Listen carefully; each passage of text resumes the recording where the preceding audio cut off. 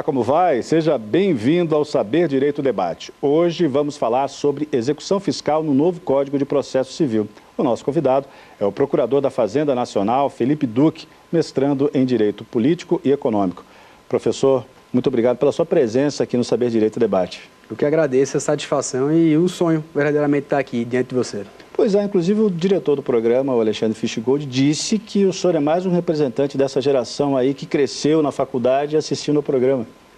Claro, com certeza. Na verdade, Dari, eu desde o começo assim, eu sempre vi o programa Saber Direito pela TV, na verdade, e também, né, em outros canais de comunicação, e entendia sempre como eu fiquei fascinado por ver que era um canal de conhecimento gratuito e que os professores passavam sempre com muito amor, com muita didática. E isso que me fascinou, assim, a aproximação com o saber direito. Mas o direito, na sua vida, ele surgiu de que maneira? Tinha advogado na família, tinha promotor, enfim? Conta pra gente. Na verdade, surgiu diretamente da minha irmã. Ela era formada em Direito na época, quando eu fui prestar o vestibular na época. E minha irmã, desde cedo, entrou no concurso do Tribunal de Justiça de Pernambuco e sempre foi a pessoa que me vocacionou a querer estudar para concursos, a querer realmente revolucionar a vida através dos estudos, assim. Então, ela foi, na verdade, o meu grande teor motivacional, ao passo que eu tinha meu irmão, por exemplo, era ex-jogador de futebol na época. Hoje meu irmão foi para o direito também, é defensor público lá em Pernambuco, mas trabalhar junto a ele, estudar junto com ele e especialmente com meus irmãos, eu acho que trouxe uma atmosfera de carinho e amor, assim, que pude proporcionar essa possibilidade de escolher o curso de Direito. Então a família foi importante mesmo. Com certeza, assim, com muita gratidão mesmo, com muito amor e com lágrimas nos olhos que eu lembro, assim, da minha família em si, por poder contribuir, na verdade, com a formação, com muito amor, com muito carinho, com bastante empenho, meus avós, meus pais, minha namorada, todo mundo realmente contribui. E hoje eu me vejo não como Felipe Duque, o procurador, eu me vejo como Felipe resultado de todos eles, resultado de uma parte, de um amor de cada um, assim. Então é como se tivesse vários fragmentos das pessoas que eu amo e que me cativam dentro de mim. Eu não consigo me reconhecer mais como Felipe, sabe? É uma coisa interessante, Dari. É o orgulho dos avós, então, hoje? Com certeza, assim, eu tenho muita satisfação de poder, de alguma forma, poder passar um pouco de carinho e amor para eles, assim, nessa forma de poder estudar cada vez mais. Me diga uma coisa, uma vez na faculdade, tendo feito a sua escolha por direito, e já na faculdade já surgiu essa tendência de trabalhar por esse lado do direito tributário, fazendário? Conta pra gente. Na verdade, Dari, essa possibilidade de trabalhar nesse ramo foi tudo por causa do Tribunal de Justiça de Pernambuco. Do Tribunal de Justiça de Pernambuco, eu ingressei no 4º período da faculdade, quando eu passei no concurso para servidor, e a partir disso eu pude trabalhar com 2 desembargadores e um juiz fantásticos. Os 3 eram fantásticos. De modo que ali eu pude, na condição de assessor, contribuir efetivamente com o direito, mas não só apenas contribuir. Eles me davam liberdade para eu pensar, para eu poder refletir, para eu poder raciocinar. Então, você poder elaborar os votos e pensar assim, como juiz, o que é que eu faço? Claro, com o aval deles, com a permissão deles, mas essa questão de você viver o direito tributário, o direito público em si, com a importância da disponibilidade do interesse público, de você ter essa regalia de não serem pessoas privadas, essa sensibilidade de poder trabalhar com os desembargadores e com os juízes foi bastante essencial para onde eu estar hoje na Procuradoria da Fazenda. O senhor entrou com que idade nesse concurso? Eu entrei com 19 anos, Dari. 19 anos? Foi. Foi o primeiro concurso? Foi não, Dari. Na verdade, isso até é uma coisa que tem que se desconstruir, assim. Às vezes as pessoas conversam comigo e falam, pô, Felipe, tu é muito novo. E, assim, eu acho que a questão não é de novo. Eu comecei muito antes. Eu comecei aos 18 anos estudando. Eu levei alguns tapas na cara, como se diz. E o sonho, na verdade, ele foi construído. Ele é construído ainda diariamente. Foi com muito suor, sangue e lágrimas, né? Eu e meu irmão, a gente tinha muito um jargão, que era do exército até, que era suar na paz para não sangrar na guerra, né? Então, devido a toda essa influência que eu tive, por isso que eu consegui aos 19 anos, mas eu falei bastante também, eu chorei bastante a lágrima da dor, né? Essa mesma dor que tanto pode destruir como também pode construir, né? Tanto pode nos inibir como também pode nos encorajarmos, né? Desse período em que o senhor trabalhou como assessor dos desembargadores, para hoje, assim, mudou muito a sua rotina? como procurador da Fazenda Nacional? Sim, sim, com certeza, Dari. Isso porque a função de você estar na função de magistério, de magistrado, né, de julgar, é uma função muito sensitiva, né? Então, os juízes, assim como os médicos, eles têm que sentir nos processos as partes físicas ali presentes em juízo e não encarar o processo como páginas. Assim como o médico, quando lidar com um paciente com vidas, ele não pode simplesmente entender que é só mais uma pessoa que morre, é uma pessoa distinta de outras. Então, essa sensibilidade de poder estar no dia a dia forense, de realmente contribuir e falar, meu Deus, quem está certo aqui? Me ilumina, por favor, porque eu não sei, eu preciso pesquisar, eu preciso literalmente dialogar, conversar com várias pessoas até entender o que é certo, o que é errado, distinguir o que é justiça. E diante desse meio, que muitas vezes, né, aparenta ter muitas coisas, ainda existe simplicidade, ainda existem pessoas boas que se importam com o próximo, que se importam simplesmente em serem simples, em conversar com os outros sabendo o nome e conversar com os outros entendendo que o que vale, na verdade, no direito é você traduzir a pacificação social com bastante simplicidade. Ou seja, quando dizer de Carlos Aires Brito, como ele diz, né, que uma pessoa que tem o rei na barriga um dia vai dormir de parto, vai morrer de parto, na verdade, né? Ou seja, você ter essa percepção de lidar com simplicidade. Na verdade, até desconstruir isso, que concurso público é glamour. Concurso público não é glamour, você não entra ali para estar num status, num poder, numa soberba, não. Você está ali para fazer um serviço público, você está ali para servir aos cidadãos. Então você tem que ser uma pessoa comum, uma pessoa ordinária, claro, uma pessoa ordinária que passou por um processo de meritocracia, que tecnicamente talvez é o melhor para desempenhar aquela função, mas que nunca lembrando, quer dizer, nunca esquecendo, desculpa, de onde você saiu e que você é uma pessoa que nem outra, qualquer. E simplicidade fazendo o seu trabalho. Assim, acho que essa função de desembargador e estar no Tribunal de Justiça de Pernambuco me serviu muito para poder ter essa sensibilidade que hoje na Procuradoria da Fazenda, de atuar nos processos e querer recuperar o crédito público, realmente não a qualquer custo, mas recuperar com base na justiça mesmo, com base na lei. Fazer com que todos tenham esse dever fundamental de pagar tributos, né? Até porque para concretizar políticas públicas é muito importante a tributação. Para a gente encerrar o bloco, professor, o senhor está com 25 anos, ainda muito jovem.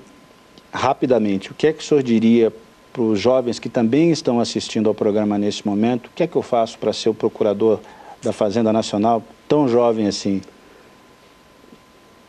Não tem muita diferença, assim. Sinceramente, você precisa estudar bastante. Você precisa esforçar, crer que você pode modificar de vida, você pode abrir portas através do estudo. Eu só estou aqui hoje porque realmente Deus me iluminou, tive uma família carinhosamente que me agregou bastante, que é a minha estrutura, mas que através do esforço, da repetição mesmo, através de quebrar a cara várias vezes e atrás. Tentativa e erro. Tentativa e erro. Não há nenhum segredo, não há fórmula mágica. As pessoas me procuram muito com alguma coisa que vai revolucionar. Não, é simplicidade, esforço, dedicação. É entender que há um tempo para tudo e muitas vezes nós somos responsáveis por esse tempo, mas muitas vezes nós devemos entregar às mãos de Deus o nosso destino. Tá certo, então. Vamos à nossa primeira pausa? Obrigado, Dani. Pausa para o professor respirar um pouco aqui. É o nosso primeiro intervalo. O Saber Direito Debate volta daqui a pouco. Até já.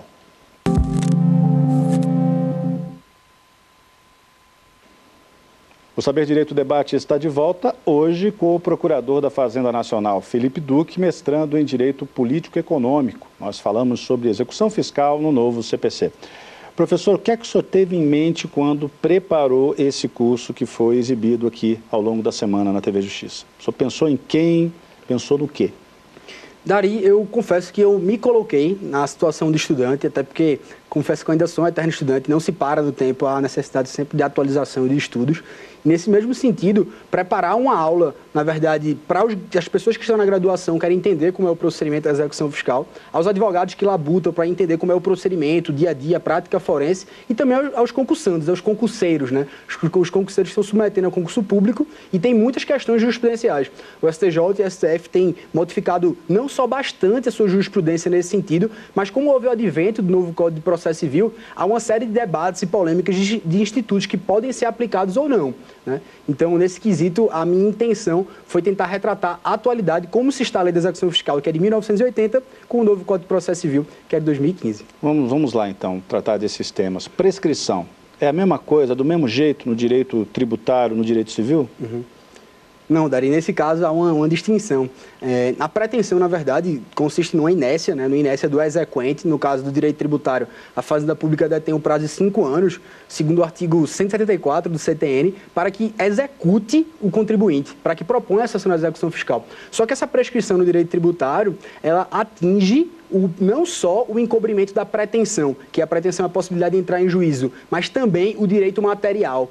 Ou seja, há um encobrimento da pretensão também do direito material. Já no direito civil, nós temos apenas o encobrimento da pretensão. De modo que, se no direito civil ainda persiste o direito material, ainda existe o direito subjetivo, se você paga, por exemplo, uma dívida prescrita no direito civil, você não tem possibilidade de ajuizar uma ação de repetição de débito. Por falar, eu paguei indevidamente, enriquecimento ilícito seu já prescreveu, me deu dinheiro de volta. Nesse caso, você não pode fazer isso. Já no direito tributário é diferente. Como a prescrição encobre tanto o direito a pretensão como o direito material, se você paga alguma coisa prescrita no direito tributário, você tem direito a repetir em débito, você tem direito a pedir de volta. Se ele fala fazendo, eu paguei e o débito estava prescrito. Então, há essa diferença entre o direito tributário e o direito civil, a prescrição. Mas o novo CPC já pode ser aplicado na lei de execução fiscal? Sim, sim. O novo CPC já pode ser aplicado na lei de execução fiscal. Existe uma possibilidade de aplicação subsidiária, segundo o artigo 1º da lei de execução fiscal, mas que também existe uma relação de complementariedade. Ou seja, quando não houver disposição na lei de execuções fiscais, nós podemos aplicar o novo CPC. Uma relação de complementariedade, mas que também, essa relação de complementariedade, ela vai invoca por uma teoria chamada diálogo das fontes, que a jurisprudência criou, o STJ albergou, de modo que não só também quando não houver disposição no CPC, não só quando for também na lei de execução fiscal for subsidiário, mas também quando alguma modificação que traga o Código de Processo Civil que venha a ser no mesmo intuito da lei de execução fiscal, ou seja, que venha a ser um procedimento mais sério e mais eficaz na cobrança dos créditos públicos, é possível que eu, aplicando essa teoria do diálogo das fontes, eu dialogue a lei de execução fiscal com o CPC e eu aplique institutos como, por exemplo, a possibilidade do Bacen-Jude, que é a penhora de ativos financeiros, como a possibilidade, enfim, de alguns instrumentos que existem na lei das execuções fiscais, mas houve um advento, uma modificação no novo Código de Processo Civil que vai na mesma linha, na mesma intenção da lei das execuções fiscais, qual seja, privilegiar o crédito público. Uma entidade como a OAB, por exemplo, ela pode propor execução fiscal? Dari, nesse caso, a OAB ela não pode propor a execução fiscal, que isso não é que cause um espanto, mas ela diferencia-se um pouco das contribuições, das contribuições profissionais, da possibilidade das autarquias que cobram as contribuições corporativas e profissionais, porque a OAB é considerado pelo STF como um serviço público independente. É uma categoria, segundo os dizeres do STF, uma categoria sui generis no elenco das personalidades jurídicas. Como a OAB ela não recebe verbas do Tribunal de Contas, não recebe verbas orçamentárias, nesse caso, a OAB não pode propor a execução fiscal, porque nesse caso, segundo a jurisprudência do Supremo Tribunal Federal, ela deve entrar com a ação de execução de título extrajudicial normal, a execução seguindo o rito do CPC, mas não seguindo o rito da Lei de Execuções Fiscais. Um dos grandes momentos do programa, pelo menos para mim, eu sempre faço questão de ressalvar isso, é a terminologia. Isso sempre me atrai. E eu tenho aqui um palavrão que eu queria que o senhor destrinchasse para a gente. O que é exceção de pré-executividade? Dari, é normal, a exceção de pré-executividade dá aulas para falar sobre esse tema, mas de forma bastante simples e rasa, para ficar compreensível. A exceção de pré-executividade, ela surge como uma forma de defesa do executado, do contribuinte, em que ela se diferencia um pouco dos embargos à execução, que é um meio mais completo, digamos, é um meio de defesa um pouco mais robusto, pois a exceção de pré-executividade, falando de maneira simples aqui, de maneira que todo mundo consiga compreender, é uma forma em que você só pode alegar matérias de ordem pública que podem ser reconhecidas de ofício pelo juiz. Ou seja, você só pode alegar praticamente erros crassos ou então nulidades que são aberrantes ou grosseiras para que o juiz possa analisar a exceção de pré-executividade independentemente de garantia, como eram os embargos da execução fiscal. Então, a exceção de pré-executividade é um instrumento, é um direito de petição, é uma petição simples em que você pode se defender apenas para que você alegue essas matérias que sejam gritantes e que, inclusive, mesmo que você não alegasse, o juiz pudesse reconhecer esse de ofício e falar, eita, aqui tem esse erro mesmo gritante, né? Então, essa seria a viabilidade dessa exceção de pré-executividade. Uma dívida de IPTU pode levar à penhora do imóvel? Dari, essa questão da penhorabilidade ou não, pelo dívida de IPTU do bem de família, por exemplo, a grande controvérsia que surge é porque, tecnicamente, a execução fiscal ela pode ser intentada contra todos os bens, né? Salvo o melhor juízo, o artigo 10 da Lei das Execuções Fiscais, fala que salvo os que a lei declarar absolutamente impenhoráveis. E aí a gente faz uma remissão, essencialmente, à Lei do Bem de Família, que é a Lei 8.009 de 80. Então, tudo aquilo que tiver naquela lei que o bem de família, tecnicamente, ele é impenhorável, todas aquelas exceções são as que as execuções fiscais vai ter que obedecer. Desse modo, o artigo 3º da Lei 8.009 de 1980, que é essa lei que diz quais são os bens que são impenhoráveis ou não, ela excepcionaliza o IPTU. Ou seja, eu posso sim perder o meu imóvel, meu único imóvel próprio que eu more, se eu estiver devendo a dívida de IPTU. Por quê? Porque a lei excepcionaliza essa possibilidade de penhora. Essa possibilidade de penhora por mesmo ser um bem de família. Ou seja, é uma exceção criada apenas em lei. Eu não posso criar uma exceção por jurisprudência, por contratos, não. É uma exceção que permite a penhorabilidade de um bem de família que só eu tenho, que não tenho mais nada, por uma exceção legal, logo pode ser penhorado. 30 segundos, professor. Quais são os meios de cobrança extrajudicial? Dari, em síntese, os meios de cobrança extrajudiciais podem ser o protesto CDA, pode ser a possibilidade de inscrição no CADIM, ou seja, as empresas que devem, eu posso inscrevê-las no CADIM. E dentro do protesto CDA, que esse é o meu bastante importante hoje em dia, é porque hoje as execuções fiscais elas comportam cerca de 40% do acervo do Poder Judiciário. Ou seja, é quase 1/3 dos processos que correm sendo a execução fiscal. E o protesto CDA é justamente a possibilidade de que você cobre esse crédito. A Fazenda Pública, hoje a PFN, faz esses protestos de dívidas de até R$1 milhão. Então eu pego dívida de até R$1 milhão e ao invés de eu entrar com um processo judicial, uma faculdade, eu posso simplesmente chegar no protesto e dizer, olha, está inadimplente, está em mora, eu quero cobrar via protesto, via meio extrajudicial. Tá certo. Se apressou e conseguiu explicar. Vamos então a outro intervalo. Saber Direito Debate volta dentro de instantes. Não saia daí.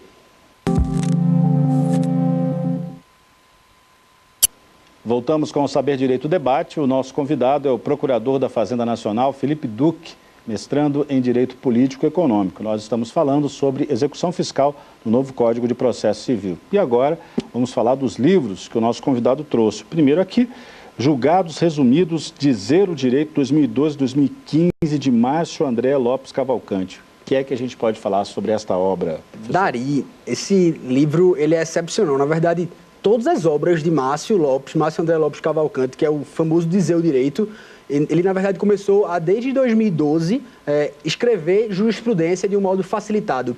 Então, todas as jurisprudências que saem hoje dos tribunais superiores do SF e STJ, ele simplesmente explica como é desde o início o porquê da jurisprudência, como surgiu. Então, se hoje existe um deus dos concursos no sentido, ou até um deus da jurisprudência, ou um santo, esse rapaz é santo, porque ele ainda faz isso de modo gratuito no site dele. Então, ele consegue agradar a gregos e troianos. Hoje, uma pessoa que estuda para concurso, uma pessoa que é advogado, uma pessoa que faz minuta aqui na assessoria dos ministros, ele tem que ter conhecimento de como corre a jurisprudência. E mesmo que ele não tenha o conhecimento da jurisprudência, ele traz a ideia de facilitar, explicar aquela jurisprudência de modo resumido e detalhado. Então, esse livro consegue ser fantástico. Todas as obras de Márcio, nesse quesito de dizer o direito de jurisprudência, digamos que houve uma modificação, né, no estudo da jurisprudência. Existe antes de Márcio e depois de Márcio. Era antes de Márcio e depois de Márcio. Porque o cara é fantástico. Praticamente tudo aqui, né? Temas atuais. Ele é fantástico. Todos os temas que saem nos informativos da STF e STJ, ele comenta de modo facilitado que mesmo que você não conheça a matéria, o assunto, você consegue entender. Então, isso realmente é um trabalho brilhante, é uma atividade que você não sabe dimensionar a importância que ele tem na minha aprovação, nos concursos e também de todas as pessoas. Tá certo. Tem mais um aqui. Lei de Execução Fiscal comentada e anotada, né, de Arthur Moura. O que é que podemos falar a respeito deste livro? Acho que, como você viu, o livro está cheio de post-it aí, cheio de remissão. Acho que li bastante. O professor Arthur Moura, ele também é colega da Procuradoria da Fazenda Nacional. Esse livro ele já está na 2ª edição. E esse livro ele traz a percepção de você entender a Lei de Execuções Fiscais, que é o tema que nós tratamos, sobre artigo por artigo comentado. Então, em todos os artigos, ele vai explicar o que significa o entendimento doutrinário, vai colocar a jurisprudência e ainda traz questões de concurso. Então, esse livro foi fundamental para a minha aprovação na Procuradoria da Fazenda, porque traz justamente a Lei de Execuções Fiscais, que é uma lei muito utilizada no dia a dia, na prática forense, e traz de forma completa, pois cobra jurisprudência, pois cobra questões e também o entendimento doutrinário. Então, o professor Arthur Moura, aí realmente eu tiro o chapéu, pois facilitou, né, o estudo para o concurso da Procuradoria e também para quem quiser entender a execução fiscal. Eu acho que ele é um bom livro para que você comece a execução fiscal e entenda como é que funciona o procedimento, o que é que compete e não compete. Então, nesse quesito, eu indico ele como um livro fundamental para você entender a execução fiscal. O programa de hoje está virando quase que um guia, né, para quem vai fazer concurso para procurador da Fazenda, né, professor? Execução fiscal aplicada, análise pragmática do processo de execução fiscal, esse já mais específico, né, coordenado aqui por João Aurino de Melo Filho. O que é que podemos falar a respeito desta obra, professor? Daria essa obra já é uma obra um pouco mais completa e robusta no sentido seguinte, não desmerecendo a outra, muito pelo contrário, mas são objetivos distintos. Né? Objetivos distintos, isto porque essa obra, Execução Fiscal Aplicada, ele já fala análise pragmática. Ele vai analisar do procedimento do dia a dia com casos práticos e que, por ser uma obra coletiva, inclusive, foi feita por vários procuradores da Fazenda Nacional, em que vão falar de muitos casos práticos do dia a dia, de como lidar na execução fiscal, inclusive temas polêmicos. Então, trata-se de objetivos distintos. Para o advogado que quer saber um pouco mais do procedimento, para o próprio procurador que chega na carreira e quer saber assim, alguns debates, esse livro é muito importante para que você entre em fatos complexos. Por outro lado, no quesito aprovação, no quesito entendimento mais simples e direto e robusto, o livro da execução fiscal, professor Arthur Moura, serve de melhor exemplo. Tem algumas questões que a gente não conseguiu tratar no bloco anterior, então eu queria agora aproveitar a oportunidade. Por exemplo, dá para averbar a execução fiscal em cartório público? Bom, Dari, essa pergunta também ela é excelente, é fantástica, porque traz uma nova percepção de se é possível você averbar uma execução fiscal, por exemplo. Assim que você entra com a ação de execução, você pode chegar, por exemplo, pegar uma certidão e chegar lá no cartório e falar, ó, está averbado aqui. A ideia de averbar é justamente ter o conhecimento de terceiros, para que as pessoas saibam que essa pessoa deve à Fazenda Pública, e a Fazenda Pública, tecnicamente, tem um certo privilégio na cobrança desses créditos. Então, a finalidade da averbação é você deter o conhecimento para terceiros. Tem uma presunção absoluta no Código de Processo Civil de conhecimento quando você averba no cartório de registro. Por outro lado, a aplicação, se é possível ou não a aplicação, é justamente porque, tecnicamente, para as dívidas tributárias, esse efeito de conhecimento já se dá com a inscrição em dívida ativa. A inscrição que ela é anterior ao ajustamento da execução fiscal. Então, tecnicamente, não seria possível, não seria plausível, não seria indicado, não seria realmente prudente essa averbação para as inscrições das dívidas tributárias. Por outro lado, para as dívidas não tributárias, há uma grande divergência na doutrina. A doutrina que entende que seria possível sim, já que só se configuraria fraude à execução fiscal, por exemplo, quando houvesse, por exemplo, a citação ou então o conhecimento da demanda por esse executado. Mas ainda assim, ainda há a doutrina que defende que deve se aplicar as mesmas disposições da LEF, por causa do artigo 2º, parágrafo 5º, também nas dívidas não tributárias, ou seja, tecnicamente existe uma divergência. Para as dívidas tributárias não se torna exigível, para as dívidas não tributárias há uma corrente que entende que sim é possível e uma corrente que entende que não é possível devido à possibilidade de aplicação também do artigo 185 do CTN. O Ministério Público pode participar de uma execução fiscal? Dari, o Ministério Público ele tem uma função excepcional do ordenamento jurídico, né? Às vezes ele atua como fiscal da lei, às vezes como parte.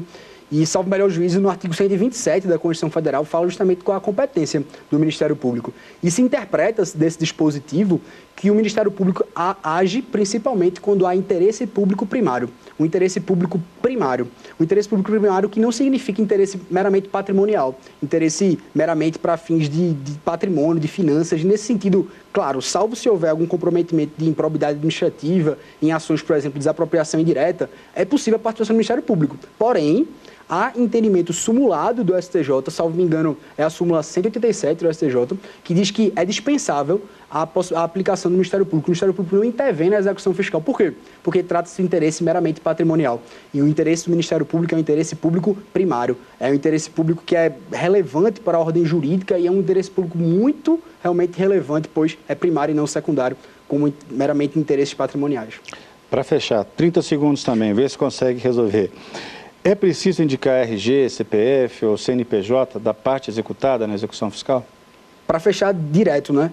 A aplicação da súmula 558 do STJ fala que é desnecessário o CPF, o RG, o CNPJ, em contraponto ao que existe no Código de Processo Civil. Se você olhar os requisitos da petição inicial, existe possibilidade, sim, há necessidade de indicação do CPF sob pena de emenda da petição inicial, mas é desnecessário na execução fiscal, porque o artigo 2, parágrafo 5º, ele demonstra que não tem esse requisito para interpor a petição inicial. Logo, não é permitido. Tá certo, professor. Eu queria agradecer pelo seu tempo, pela sua atenção. Muito obrigado pelos esclarecimentos aqui no programa. Eu agradeço de coração a felicidade e um sonho realmente de estar aqui diante de vocês.